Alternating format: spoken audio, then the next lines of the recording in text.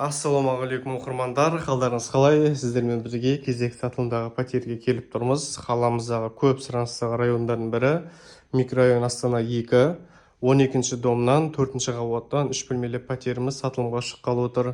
Бірден қазір үйдің ішінен бастап тұрмын. Қазір сіздерге сыртын көрсететін боламын. Қараңыздаршы, қандай керемет, толықтай жөндеу жұмысынан өткен, барлығы талғаммен керемет етіп жасалынған. Так, пәтеріміз угловой емес, ортаңғы бөлікте орналасқан. Үйдің ішкі ауданы 74 шаршы метрді құрайды. Кәдімгі жаңа үйлердің стандартты проекция. Міне қонақ бөлмесі, кондиционер барлығы дайын. Үйіміздің бір ерекшелігі сатылған жайда толықтай жиһаздармен қалдырылады. Үйде не бар, барлығы қалады, ештеңе алып кетпейді үйдің егесі. Так, қонақ бөлменің арғы тұсында осындай лоджимыз бар, артық заттарды қоюға арналған, встроенный шкафтар қойылған. Телевизор, диван, кілем барлығы дайын. Сатып аласыздар да тек киім-кешегіңізбен көшіп келесіз болды. Так, міне бұл сыртқы есігіміз барлығы алмастырылған, прихожный шкафымыз қойылған. Так, кіргеннен кейін оң жағымызға қарай бұрылатын болсақ, бұл үйіміздің жатын бөлмесі.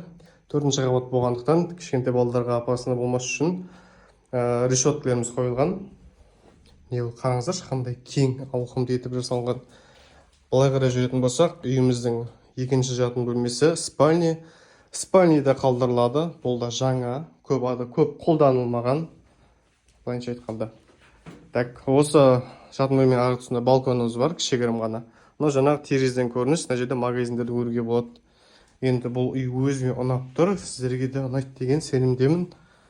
Керемет үй. Есігіміз алмасқан, жаңа айттым ба?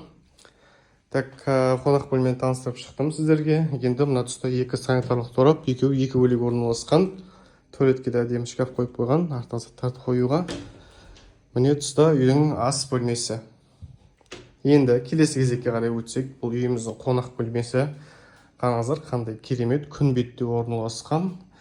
Міне осындай холодильнигімізге дейін қалдырылады. Жап-жаңа холодильник. Үйдің егелері көшуге байланысты сатылап жатқан үй. Міне бұл ас бөлмесі.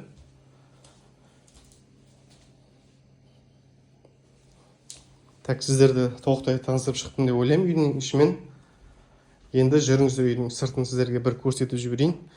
Мына залға керемет көрініс. Ал енді оқырмандар, үйіміздің сыртқы көрінісі міне осындай. Микрорайон Астана 2, міне осы жерден кіресіздер, барлығыңыз білетін шығарсыздар, енді келіп жүрген кісілер. Так, кіргенде міне дәл алдымызда тұрған дом, ары қарай шет жағына қарай кетіп қалмайсыздар. Аулада бейнебақылау орнатылған. Ауламыздың көрінісі міне осындай.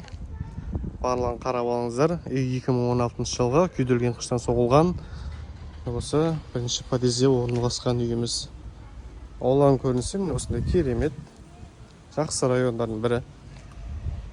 Ал ендеше толық ақпарат астындағы нөмірде достар, звондаңыздар.